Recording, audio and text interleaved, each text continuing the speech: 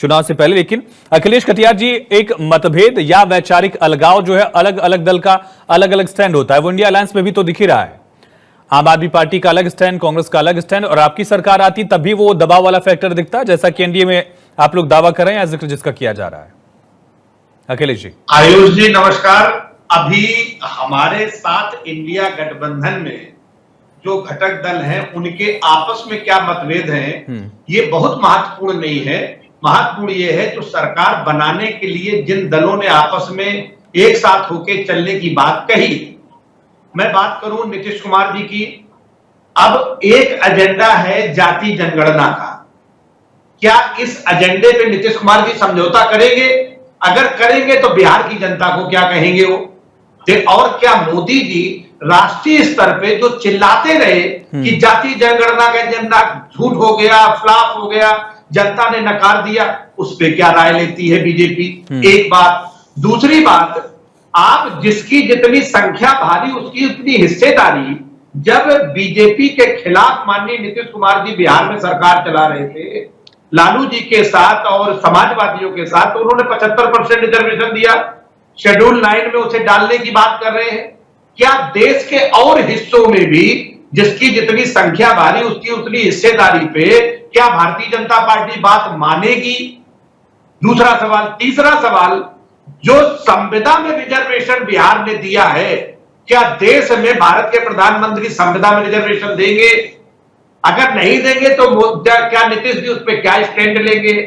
चौथी बात, जो जुडिशरी में राज्य में रिजर्वेशन नीतीश कुमार जी ने दिया है, क्या देश के राज्य स्तर पे पूरे देश में जुडिशरी में भी रिजर्वेशन लागू करेंगे? अगर देश के एनडीए की सरकार नहीं मानती है तो क्या नीतीश कुमार जी का अपने विचारों के प्रति प्रतिबद्धता कम मानी जाएगी, ज्यादा मानी जाएगी?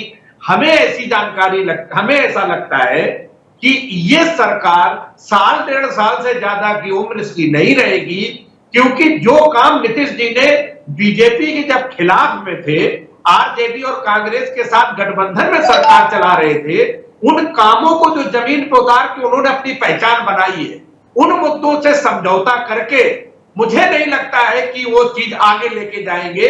तो एनडीए की सरकार ये केरवेल का संग होगा, मुद्दों पे समझौता करके चलेगी तो बहुत चलती नहीं दिखेगी। ठीक है। सवाल अखिलेश जी आपसे भी है कि गठबंधन की सरकारों में आप भी रहे हैं और आप लोगों का भी वो अनुभव रहा है। केंद्र में बीजेपी एक बड़ी मेजॉरिटी के साथ आई और इतना बड़ा आंकड़ा 1991 में नरसिम्हा राव के पास इसके पहले था जब गठबंधन की सरकार थी। वो सरकार भी अच्छे से चली, ये सरकार भी अच्छे से ही चलेगी, दावा है।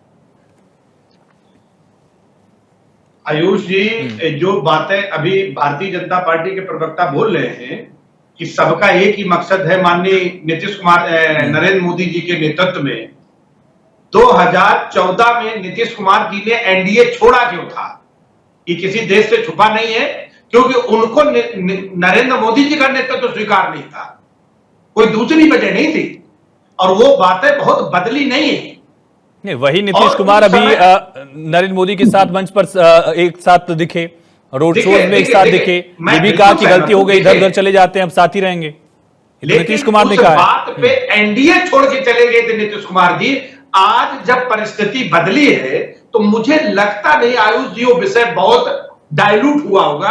नीतीश कुमार जी जिस तरीके के पॉलिटिशियन। अखिलेश जी, इसके बाद अगर यही कहा जाए 17 में आप लोग साथ थे कांग्रेस के, 19 में नहीं थे साथ, 22 में भी साथ नहीं थे, 24 में साथ आ गए, तो इसमें ज्यादा कम ड्यूरेशन है बीजेपी और जेडीयू के कंपैरिजन में। और जो इनका भारतीय जनता पार्टी कह रही कि विकसित भारत बनाने का जो एजेंडा है, इनका एजेंडा गरीब को और गरीब बनाने का है, अमीर को और अमीर बनाने का। मेरा गठबंधन सरकार पर सवाल था। समझ चुका है, ये पूरा देश समझ चुका है कि पिछले 10 साल में गरीबों को किस तरीके से, किसानों को, मजदूरों को आपने खून चूस के इस देश में चंद उद्योगपति खड़े कर दिए जो दुनिया के सबसे बड़े। आपने सवाल उठाया कि नीतीश कुमार का स्टैंड 2014 में बदला था।